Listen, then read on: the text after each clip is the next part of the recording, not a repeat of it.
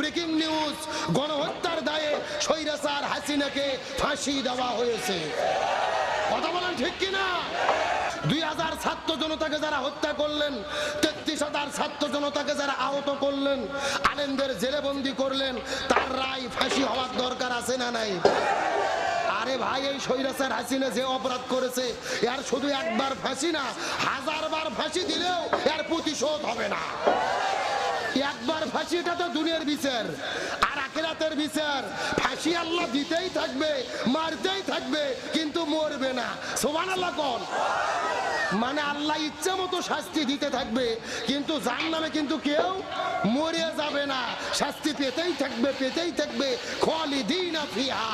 সুতরাং যেই স্বৈরাচার এই বাংলাদেশে আন্তর্জাতিক অপরাধ ট্রাইব্যুনাল গঠন করে কোরআনের পাকে আল্লামা সাঈদীকে অপমানিত করলেন, মতিউর রহমান নিজামী, আব্দুল কাদের মোল্লা, সালাউদ্দিন কাদের, শাখা চৌধুরী নিরপরাধ মানুষদেরকে ফাঁসির দড়িতে ঝুলিয়ে বিদায় করে দিলেন।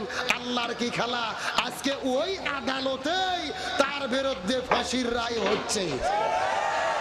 এগুলো কার বিচার?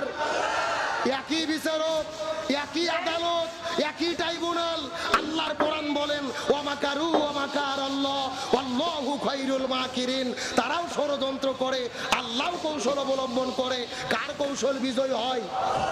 আল্লাহ বলেছেন, ইয়াকিদুনা কায়দা ওয়া আকিদু কায়দা। তারাও কায়দা কৌশল করে, আল্লাহরও কিছু কায়দা কৌশল